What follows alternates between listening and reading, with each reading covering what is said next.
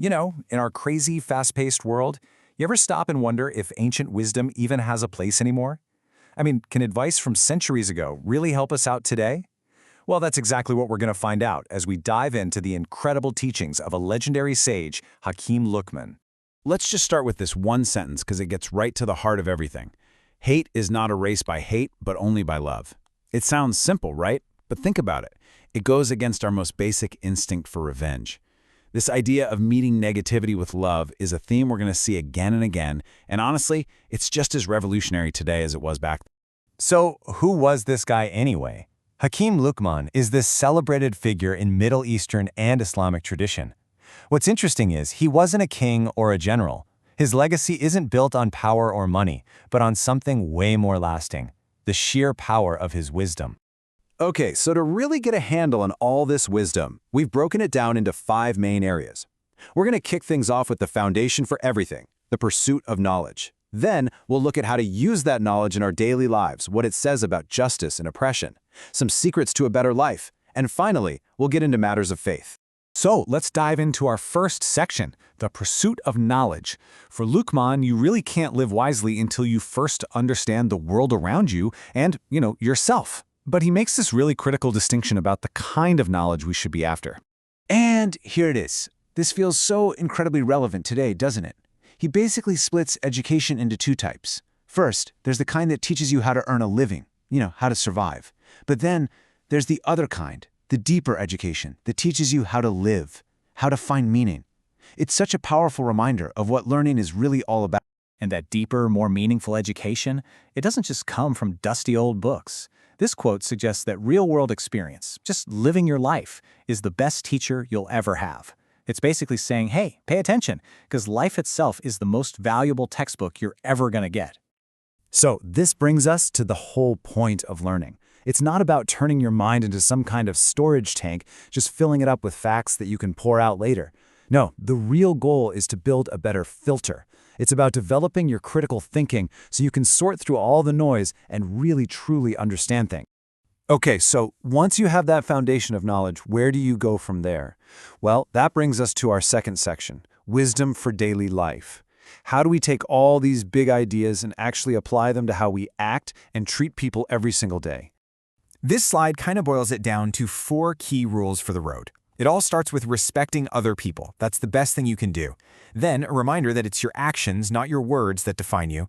He also says a good book is one of the best things you can have in life. And finally, some super practical advice. Learn from other people's mistakes so you don't have to become a cautionary tale yourself. I absolutely love this one. In our world, where everyone's trying to be a superstar, this just cuts right through the noise. It lets you off the hook from having to do something huge and world-changing. Instead, the focus is on bringing your best, your care, your full attention to the small, everyday things. That, according to Luqman, is where real greatness is built. All right, we're going to shift gears now to something a bit heavier, but so important in Luqman's teachings: justice and oppression. This is all about that tricky balance of power and what happens when it gets thrown way out of whack. This is less of a moral judgment and more like a law of physics. It's as if he's saying injustice is an unstable energy. The more you put into the system, the more you're going to get an equal and opposite reaction pushing back. It's a timeless warning to anyone who holds power. And the warning gets even more intense. The imagery here is just so powerful, isn't it? The cry of someone who's being oppressed doesn't just fade away. Nope, it shoots up to the heavens with the force of lightning. The message couldn't be clearer. There are massive, cosmic consequences for hurting people who can't defend themselves. And this right here, this pinpoints the exact turning point. An unfair system can really only survive as long as people don't fully see what's happening. But that moment of realization, that light bulb going off, that's the beginning of the end for the oppressor. In other words, becoming aware is the very first step to freedom. Okay, shifting gears again, let's move on to our 4th section, secrets to a better life. This is where the wisdom gets super practical. We're talking what you might call ancient life hacks for your health, your mind, and even your finances. Now check this out. It's a fascinating peek into the traditional remedies that are part of this wisdom.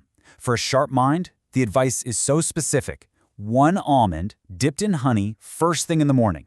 And the promised result? A memory so good you won't forget something you read for 90 years. It's a great example of just how holistic this ancient wisdom is. And here are a few more. See how they cover the whole range of human worries? There's advice for physical energy, a specific way to drink water, a remedy for belly fat, and even a spiritual practice for bringing more wealth into your life. It really shows how this wisdom connects our bodies, our bank accounts, and our spirits. And that connection leads us perfectly into our final and deepest section, which looks at the spiritual heart of all this advice, matters of faith. Okay, this is a huge point. What it's basically saying is that your intention is everything. You can go through all the motions of worship, do all the rituals, but if your belief isn't sincere and true on the inside, then all those actions are pointless. The foundation has to be solid before you can build anything on top of it.